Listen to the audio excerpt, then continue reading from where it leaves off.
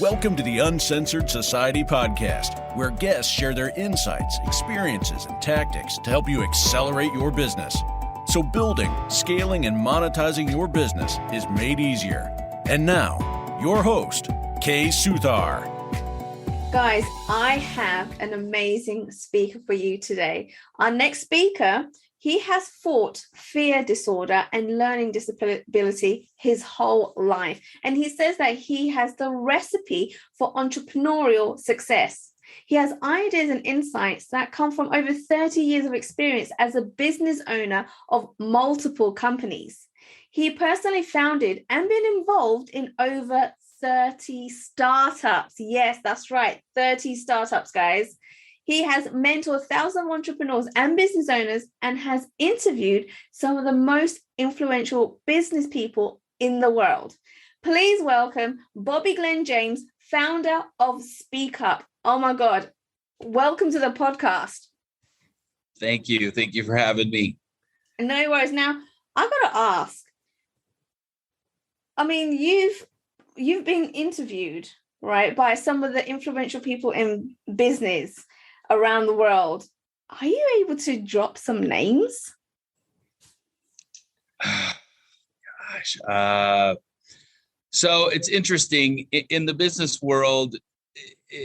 I'm not a big influencer person or, a bunch of, high value influencers, but I know amazing business, billionaires, millionaires that nobody's ever heard of. So I mean, dropping names, I don't know. It's been beautiful. And I have sat down with some of the most amazing human beings on the planet that aren't really into, hey, look at me, I'm so cool. Right. You know what I mean? Yeah, it's not the celebrity lifestyle that they're looking at, right? No. But they're influential in their niches for sure. And I appreciate Absolutely. that, definitely. I had to be cheeky and I had to ask, right? I love it. It's all business. That's it. It's just how it is. It's we're boring, business people that do a lot of business stuff. But yeah, no, I'm not a big horn tooter. Making money is not boring. Let me tell you that, right? Yeah, I tell people, I've been in a lot of ventures. I've made lots of money and I've lost lots of money. There's a big learning curve there, and losing money. I said I got my MBA a long time ago in the School of Hard Knocks. So right. And you know what? Around here we call MBA massive bank account. Very good. I like it. We're going to dive in a lot deeper as to what you do and how you serve people. But before we even get into that, I would love for you to tell people what you were doing before you got into business and how did that transition go about? I love the question. So my father was what we call a hustler. I grew up going to, we lived in Texas. My dad is a Texan through and through. Right. And he never had a job. My dad was a hustler. I mean, he just was a hustler. So I, as a kid, would go with him. We would go on trips with no money, and he would go to service stations in towns, and he would sift through tires and pick old tires and then go sell them somewhere else. It just, my dad was just this classic, figure it out how to do things. And I'm his son. So I was one of the richest 8-year-olds in my little area because I had my tube socks full of money because I'd go to flea markets and stuff with my dad, and I'd learned how to sell and do things. So I grew up with that kind of mindset. I worked in the corporate world for a while. I did technology stuff, and I even was a corporate trainer for many years, flying all over the world and doing that cool stuff. But I have always had some kind of a side hustle. I've always had some kind of a thing that I was doing. That's why I've either founded, been a part of over 30 different startup companies. I've always had that passion of doing my own thing and seeing a need and wanting to fill that need. So is it safe to say that you've never had a job, just like your dad? Well, no, I have. I've also got my mom in me, and she actually worked for the government she retired from the government. So it's kind of weird that the two polar opposites of my parents. Right. Yeah. I learned down to earth from my dad how to connect with, anybody. And then I learned how to be connected with CEOs and political people with my mom. So it was an interesting growing up. You kind of had a balance of the both, right? Absolutely. And then you kind of met them both in the middle, which is pretty cool. I say I got the good stuff from both of them. Yeah, definitely, definitely. So tell us a little bit about what you actually do for people. Well, I actually own a few companies right now, but I guess we're talking about SpeakUp. I've been the president of SpeakUp. We founded it about 5 years ago, and we teach people how to make an impact. We have done some unbelievable, amazing things with people on stage, because 90% of people that get up in front of others don't make an impact. They're boring. They give spit out a bunch of data and we glass over and we're like, okay, I paid money to come to this and I'm not really getting anything out of it. Well, we teach people actually how to be comfortable and have fun on stage and engage with people like they never have before. And there's just some simple tricks, some simple things that we teach.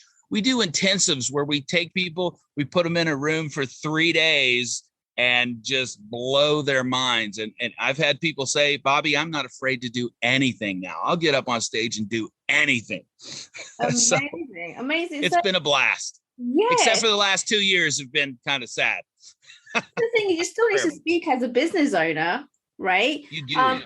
We teach business owners so much. Right. And just because the pandemic happens doesn't mean you stop speaking. You just start speaking on a digital platform like we are doing right now. Yes. Right? Because you still need to generate money. You still need to speak. You still need to get out there. It's just pivoting to a different way of doing things, right? So tell me this,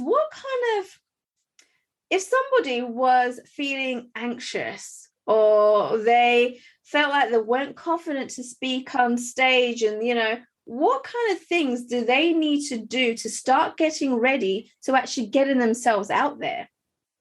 I love this. Thank you for that question.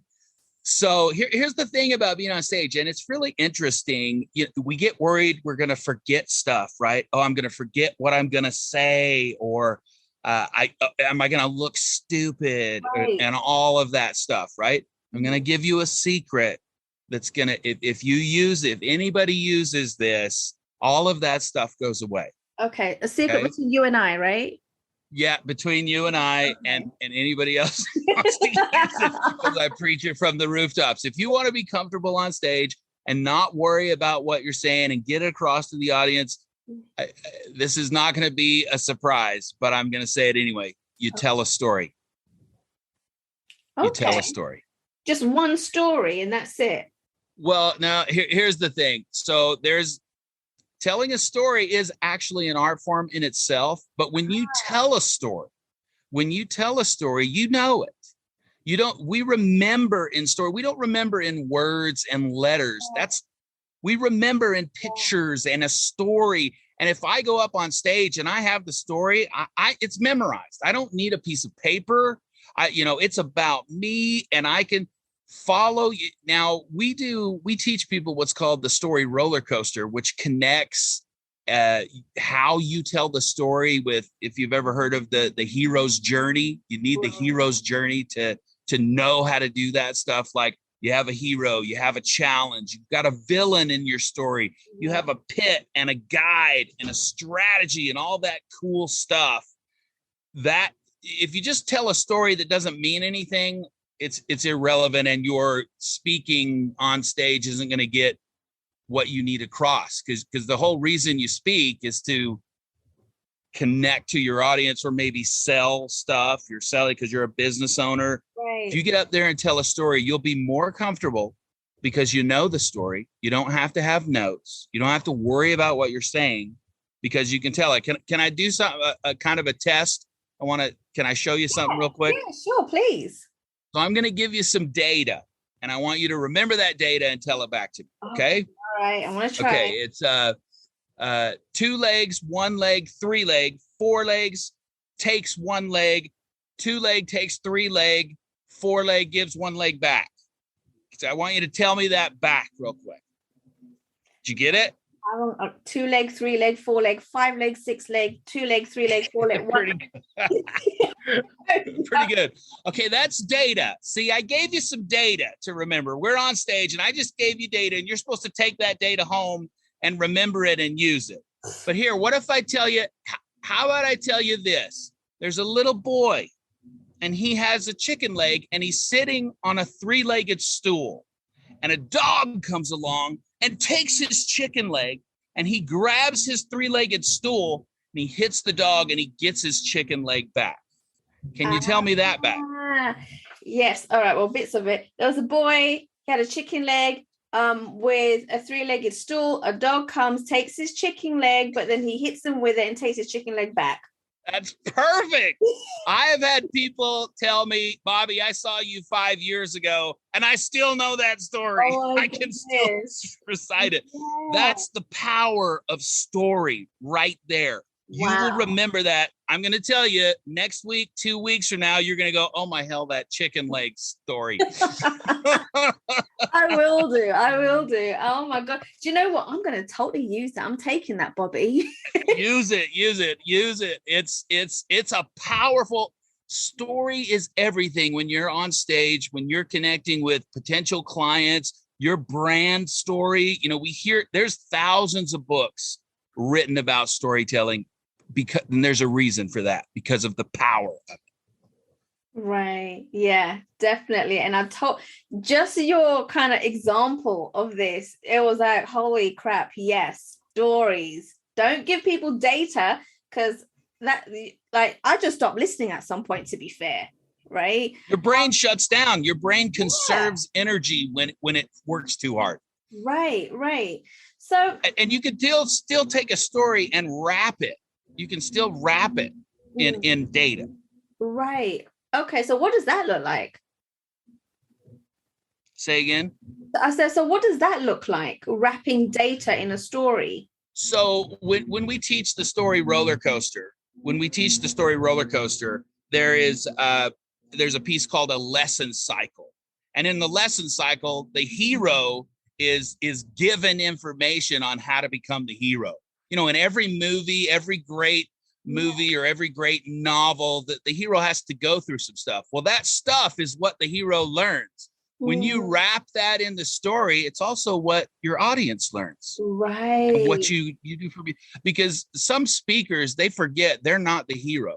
The speaker isn't the hero. The person on the stage is the guide. They're there to guide you, not to be the hero. We don't need a hero. We need somebody to teach us how to be the hero. Right. I can go on forever on this. I'm sorry. This is good stuff. This is good stuff. And it brings me to the question, right? And I know because I've got a lot of people that ask me this question. And is, well, when you get up and speak, you just speak to speak. You're not supposed to speak to sell necessarily, right? What is your thoughts on that? Explain that again. I'm having a hard time. What's the question exactly? I know it's the accent, isn't it? Right? No. I've done a lot of work in the UK. No, it's not the accent. So I'm hearing a lot of people at the moment where they want to get up and speak, to talk, to educate, not necessarily to sell. What is your opinion on that? Because I feel like every time you speak, you should be selling something. So here's the thing. In the lesson cycle, or not the lesson cycle, in the story roller coaster, we talk about the last piece is lessons learned. And in lessons learned, there should always be a call to action. Right. That is, no matter, even if it is for learning purposes, there should be a call to action to get that audience up and going and doing something. And that is usually where get up and buy my product because it's going to change your life. It is a part of this story I've told. You know, it's my core story of my business. So I think there are two things there. There's always a place where I just want to teach and I feel called to teach, but you're missing out if you're not giving a call to action. That is the biggest piece of the story. Yeah. It's useless without the audience having something to do. Right. And that's exactly the opinion that I come from as well. But there's a lot of people, I guess, they haven't been educated enough to realize that there is that piece missing, and that piece always needs to be there just to kind of finish up the entire presentation and what they're educating people on, right? So I'm so glad that you mentioned that. Now, the other thing I want to talk to you about is when you get up and talk and you tell a story, right? And you don't just tell a story, you know, like you're reading a book, right? I've been told that if you want to get up and you want people to listen to you, you got to edutain. Right? So you got to become an entertainer using humor. So tell us a little bit about how you can implement that in your talk. So at SpeakUp, we say you want to educate, inspire, and entertain. Those are the three key elements to being powerful on stage. So you've got to teach them something. Then you've got to inspire them to connect with that. And then entertain them by being compelling, being engaging. And it's really, there's more than just, I mean, some people are like, just be funny, but funny is a piece, but compelling and also vulnerable. We teach people, when you get up on stage and become really vulnerable and honest and open, I tell people, in the world that we live in, there is so much noise. Yes. The only way to get above the noise is to be original, is to be you. Is to be who you are and use that. So many people are afraid to show who they are. Yeah. And in this day and age, we can see right through that. We know when you're full of crap. Yeah, definitely. Right. You just do. Yes. No. And so when you're real, that shines through, and it's more powerful than anything. Even if you're trying to be funny, a lot of people that are funny are just funny. They're engaging people and they're funny, and that's great. But if you're like trying to be funny and you're not, that's a hard road. Right. Just be vulnerable, be you, and be connected. And we say you're not going to connect with everybody, and you don't want to. You want to find your tribe, your people that identify with you. And when you're real and vulnerable and open up on stage, it's entertaining, it's engaging. When I'm like, oh my gosh, that's my prayer. How many times have you saw a person on stage and you went, I'm supposed to be just like that person. That person is speaking to me. I'm supposed to do that. We all of us that have been stage speakers or whatever have all went through that, where they went, oh my gosh, I'm supposed to get up there and be what that person is. And that's because that person was real and you identified and connected with it. That's the key. If I can say the key, be vulnerable, be open. And that's a hard one for people. They don't want to be vulnerable. Well, this is it. Nobody wants to be vulnerable, but they all want to get up on stage and be perfect. Right. Yeah. And that's crazy. That's nerve-wracking. And that's why people are so scared of speaking, because they're going to screw up. Right. And it's funny you say that, because a lot of people have said to me, you know, when they look at these expert speakers getting on stage or TV or wherever it is, they're perfect, right? The way they speak is so articulate. The way they behave is articulate. The way they bring across their ideas, right, is that perfect. But what they don't realize is when they first got up on stage, they weren't. Right. It's taken years and years of practice to get to where they are now. And I'm sure every single person that's got up on stage the very first time or a few times has completely flopped. Right. Yes. And so I guess it's learning from those mistakes and just getting better and better each and every time. But also not to make sure that scares you away and you don't want to get up on stage again. You know, people say, you know, Bobby, I want to start making money on stage. I want to start making money. And Zig Ziglar, most people know who Zig Ziglar is. He's considered one of the greatest speakers, sales guys of all time. But what a lot of people don't know, Zig Ziglar spoke over 3,300 times for free before he ever made a dime speaking. What? 3,300 times before he ever made a dime speaking. So it takes practice. It takes getting up there. And I tell people, if you're not open to learning, good luck on being a powerful, engaging speaker.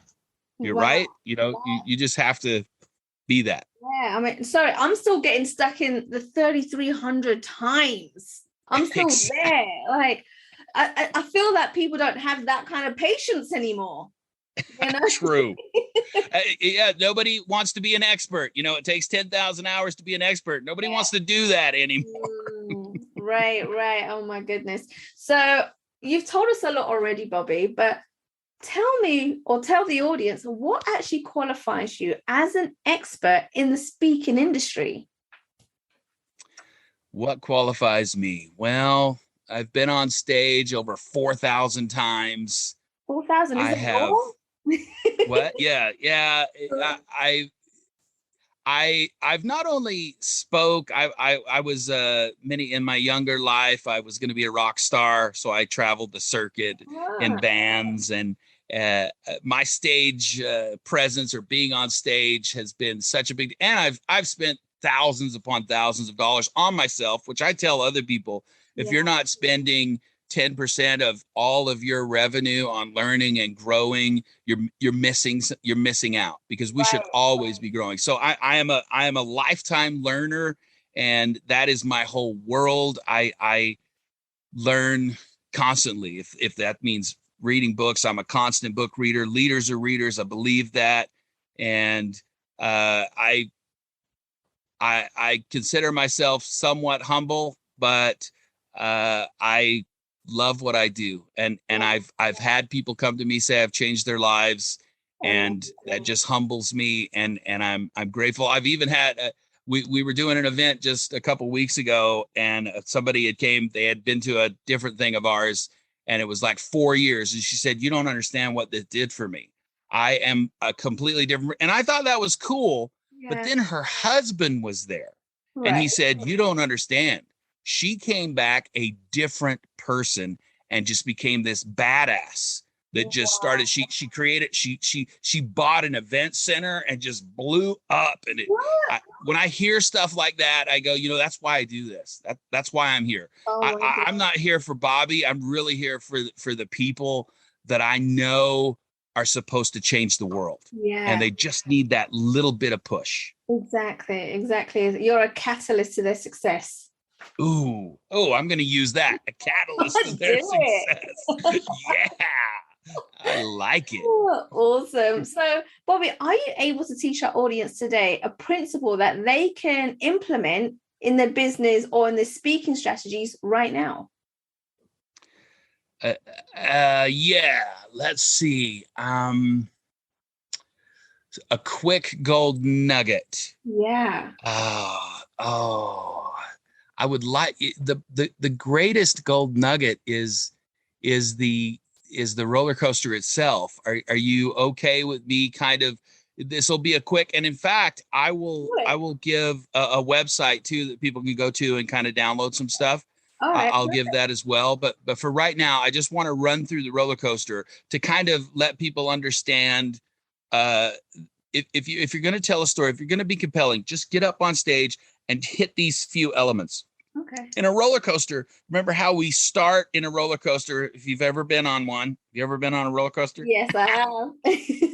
That first part where you like sit down in the chair, and the person comes and they lock you in, and you're like, oh crap, there's no turning back, right? Well, that's the setup. And in a story, we set up the story, and every sitcom, what you see very first in a sitcom? You probably don't even realize this. Anytime you see a TV sitcom, the first thing you see when the show starts is the house.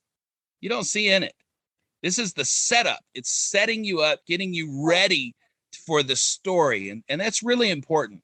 Then when you're clicking up the mountain, you're clicking up the hill on the roller coaster, that's where you're introduced to the hero. It's like, oh my gosh, here I am. What am I doing here? What am I doing this? Then you get to the challenge. That's where the hill goes down and it shoots you into the pit. Right. And that's where you meet the villain, the bad person, entity, thing, whatever that is.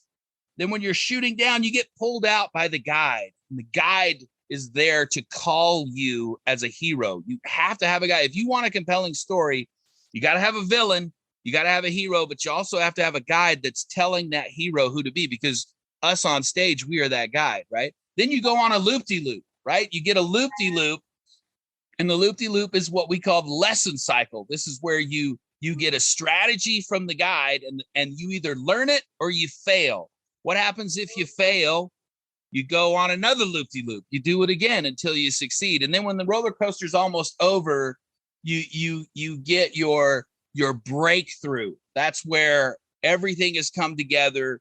You have to have a breakthrough in your story. This is where this giant aha for you, right? Right. And then lessons learned, of course, is the end. And that's where the ride is over. And that's where you give a call to action to your people. If you follow that, that's how simple it is. If you follow that, you will be more compelling than 90% of people on stage. Amazing. Oh my goodness. Yeah. So that is a emotional roller coaster you're putting people through, right? Absolutely. That's the reason we do it. There's so many books out there on storytelling, but they tell you data on how to tell the story. This is a story on how to tell a story by riding a roller coaster. Right. And so the last point I really want to kind of jump in on is regards to stories, right? People think that, okay, they should all be positive stories. They should be funny stories, right? Now, what is your opinion on the different stories and using the different emotions with your audience? So we talked about being real, and I've talked about us doing intensives. We call them intensives. Like I said, they're these 3-day things. And it's usually for me, it's a boob fest. I am bawling because of how powerful these people are. Right. You want to move people. Yeah, you can make them laugh, and they will be moved and entertained and interested. But if you sit there and tell them something so compelling and you are real. Now, unfortunately, some people get all crazy and they go up there and they bawl their eyes out on stage. That's not what I'm talking about. Okay. I'm talking about being very open and honest, because we all have powerful stories and maybe some powerful things that in the past we didn't want people to see or know, but that's how we connect with each other. Right. When I go, oh my gosh, I've been through that too.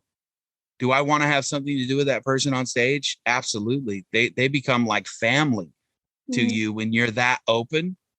So I'm funny. I've been told I'm funny. But I also am real. I'm very real. And I think that is so important. For sure. Especially now. Do not be afraid to be vulnerable on stage. Right. If you're vulnerable, your audience will respect that. And if they don't, then it's not your audience. You need to find a different audience. I think the whole thing behind that is people are afraid to get vulnerable because people will think that, oh my God, they're meant to be the expert, the guru, that they should be having all positive stories on how to build your business or speak or whatever it is. And that they shouldn't be in vulnerability shows weakness. I think that's the misconception people have. And that's something that isn't true at all. No. Right. We don't learn from easy stuff. No. We don't learn from, I went out and I killed it and it was awesome and I made millions and great. That's wonderful. But what do we identify? The person that lost it all, that had nothing. That was, why do we hear so many of those stories? Because we identify with that and we connect with it. We know I may be in that pit right now. I've lost everything. But if I can hear somebody up on stage tell me that they did the same thing and now they are loving life and they're killing it, that is powerful. That's where you want to find out how they did it. Yes. Right. That's when you're their fan. Then you're not just an audience member, and you're going to pay money to find out how to do it the way they did. It's not rocket science. I tell people, this stuff is not rocket science. but it is about being honest, and it is about being open with who you are and what you've been through. So right. That's Definitely. my 2 cents. No worries. Thank you for all that, Bobby. Oh my goodness. I know at this point, people are thinking, how do I get hold of Bobby? Right. So where can they go to connect with you? So SpeakUpSpeakers.com. That's pretty simple. SpeakUp and Speakers.com. If you go there, you're gonna get so much of Bobby that you'll be tired of it. But on there, we actually give a free how to book gigs training. This is a training on the 12 steps, I think it is, on how to make sure you get booked and you get booked back. So this is for anybody that's interested in speaking. It's free. The class is totally free. And it's a real training. It's not just some PDF or something like that. We'll actually walk you through different steps, how to, when to be there on time and how to connect with different event planners and stuff like that. So anyway, it's a cool thing. It's something we've had forever. So I'm totally checking that out, because I know that's one of my goals this year, is to get out on more stages. So I'm totally going there and checking that out. Thank you so much, Bobby. Guys, remember all the show notes, all the links in the show notes will be down below. So if you've missed any links, the website, please scroll down and make sure you take a look. Go ahead, find Bobby, connect with him. If you have any questions, please do reach out, and make sure you do get your free resource that Bobby is out there giving to everybody in the first steps to learn. Bobby, thank you so much for coming onto the podcast. This was amazing, right? Because you're amazing. All the nuggets here about speaking, and you just made it sound all simple. How did you do that? It is. That's the problem. We make it much harder than it needs to be. Right. And you just kind of broke it down. That, guys, this is how it is. That's all you need to do. So go and do it. Thank you so much for that, Bobby. And thank you for coming to the podcast. Thank you for having me so much. Kay, you're a rock star. Thank you. Thanks for listening to the Uncensored Society podcast at www.uncensoredsocietypodcast.com. Make sure you hit that subscribe button so you can get this and every other episode that's coming out. We have lots of great stuff coming, so make sure you hit subscribe so you don't miss it. And thank you in advance for all the reviews and comments. I appreciate it so much, and I look forward to serving you in next week's episode.